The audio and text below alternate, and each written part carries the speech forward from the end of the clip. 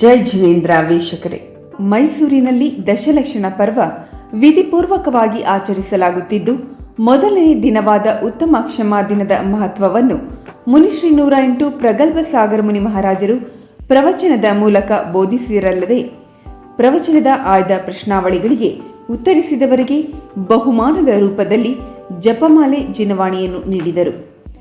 ದಶಲಕ್ಷಣ ಪೂಜಾಷ್ಟವಿದಾರ್ಚನೆ ಕ್ಷಣಗಳೊಂದಿಗೆ ಮೊದಲ ದಿನ ನಿಮ್ಮ ಮುಂದೆ.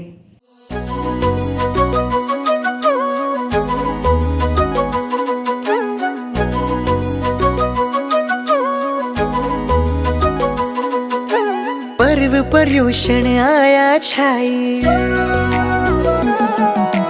पर्व पर्यूषण आया छाई, खुशियों की बहार जी। सत्य अहिंसा दया धर्म की गूंजे जय जयकार जी। क्षमा की ज्योति जगाने आया जैनों का त्योहार जी। हो जय जयकार जी, हो जय जयकार जी, हो पर्व दिराज जी, हो जय जयकार जी, हो जय जयकार जी, हो जय जयकार जी, हो पर्व दिराज जी, हो जय जयकार जी।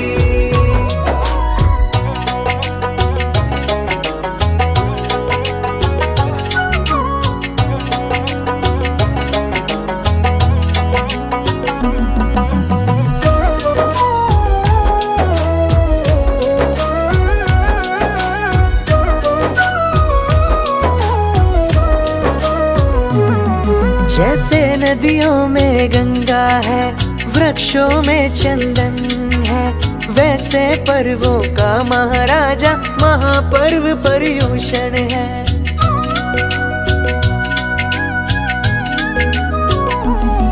जैसे नदियों में गंगा है, वृक्षों में चंदन है, वैसे पर्वों का महाराजा महापर्व पर्यूषण है।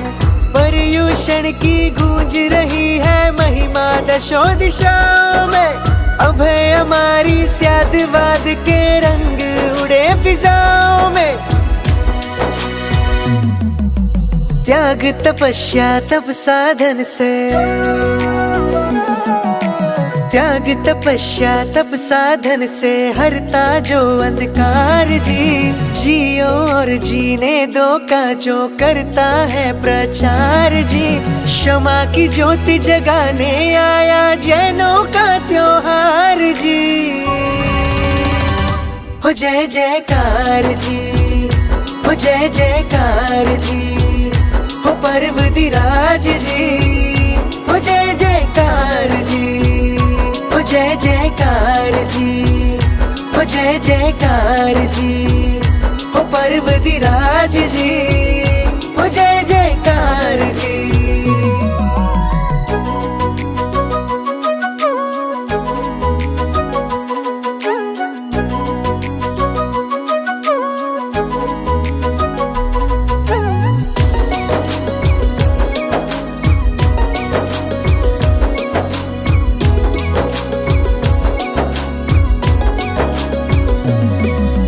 देव गुरु और धर्म के पथ पर चलने का ये उत्सव है। भाग्य जगा वितराग बनाने वाला महा महोत्सव है। क्षमा भाव कैसा होना चाहिए, क्षमा गुण किसको प्राप्त होता है, धर्म किसको प्राप्त होता है।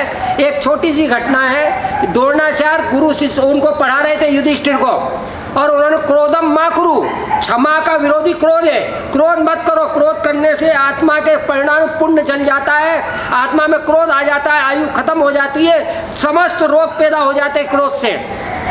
उन्होंने कहा ये पाठ याद करके लाना, सभी को बोला क्रोधम मा कुरु, क्रोध मत करो, ये सूत्र दिया।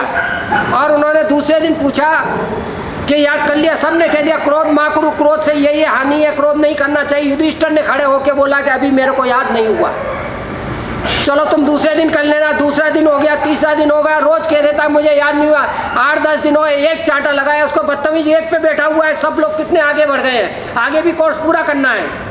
तब युधिष्ठिर ने कहा था गुरुजी हाथ जोड़ के मुझे तो याद हो गया, शायद आप भूल गए।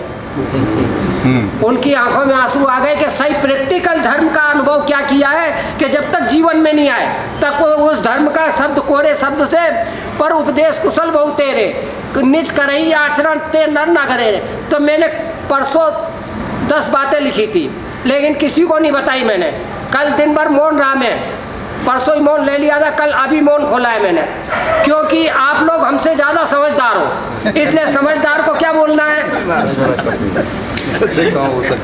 क्या समझे, जो समझता है उसे क्या बोलना है। तो हमने टॉप 10 में निकाला, पूरा चिंतन किया, इतने ग्रंथ लाया, सब पढ़ा अभी तक जीवन में कि 10 बातें अगर जरूरत सबसे कम शब्दों में कही जाए 10 बातें तो उसका नाम है पहला नमो अरिहंताणम, नमो सिद्धाणम, नमो ऐरियाणम, नमो उवज्जायाणम, नमो लोहे सवम।